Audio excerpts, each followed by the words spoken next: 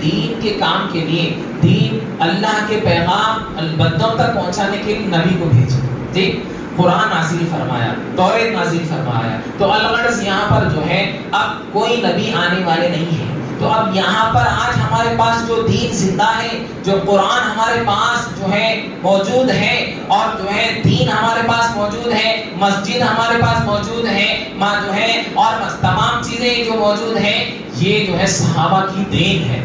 جی یہ صحابہ کی دین ہے میرے بھائی، صحابہ کی دین ہے. تو لہذا اللہ سبحانہ و تعالیٰ قرآن میں کیا فرماتا ہے؟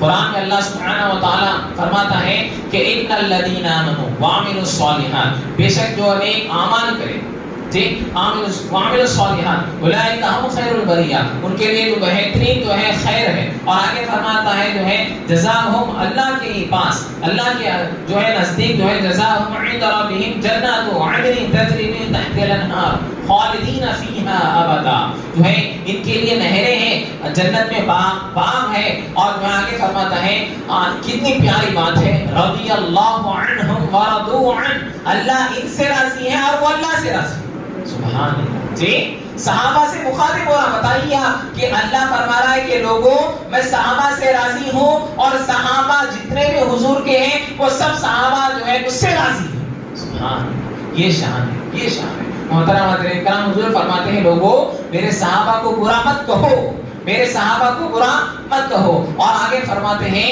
کہ میرے صحابہ ستاروں کے مانند ہیں، میرے صحابہ ستاروں کے مانند ہیں، اگر تم اس میں سے ایک کی بھی پیروی کریں گے تم جنت میں چلے جائیں گے. ان کی ایک. اور فرماتے ہیں اگر میرے صحابہ کو برا بولے گویا مجھے برا بولے.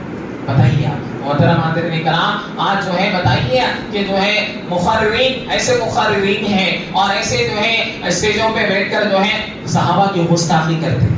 یاد رکھ لیجئے میرے بات، یاد رکھ لیجئے 1,00,000 حج کراؤں گا، کعبے کے ہر روز چکر لگا رہا ہوں گا، ہاں عبادت کر رہا ہوں گا، زکات اور خیرات دے رہا ہوں گا، عبادت، نماز، روزہ، زکات ہر روز کر رہا ہوں گا، مگر جو ہے صحابہ کا ادب نہیں ہے، کوئی جو ہے صحابہ کا ادب نہیں ہے.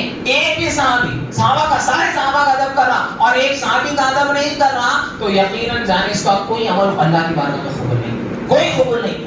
وہ یقیناً دنیا میں بھی جو ہے رسوا ہوگا، اور آخرت میں اس کا ٹھکانہ جہنم ہے، آخرت میں اس کا ٹھکانہ جہنم ہے. تو لہذا جو ہے جو لوگ صحابہ کی گستاخی کرتے ہیں، صحابہ کی جو ہے بے ادبی کرتے ہیں، وہ لوگوں سے گریز کرنا چاہیے، وہ لوگوں سے جو ہے دور رہنا چاہیے ہر قدر کا جتنا ہو سکے ہے. کیوں میرے بھائی، ایمان بہت بڑی چیز ہے. جی وہ صحابہ جو حضور کی صحبت میں رہے، جو اللہ آیت نازل فرما دیا زمین پر کہ رضی اللہ عنہم ورضوا عنہ، میں ان سے راضی ہوں اور وہ مجھ سے راضی ہے. تو بتائیے جب راضی ہو گیا تو آپ اس میں آ کے جو ہے نقص نکال رہے ہیں، فلانا صاحب یہ نہیں کرنا تھا. تم کون ہے بولنے والے؟ تمہارے کو کہاں سے مجال آئی؟ تم تاریخ کے باتیں نکال کر جو ہے صحابہ کے بارے میں گستاخی کر رہے ہیں، صحابہ کے بارے میں. تو لہذا میرے بھائی ایسے مجالس میں جانے سے جو ہے آپ کا ایمان تباہ و برباد ہو جاتا ہے. یاد رکھیے میرے بھائی، ایمان وہ تباہ و برباد ہو جاتا ہے. تو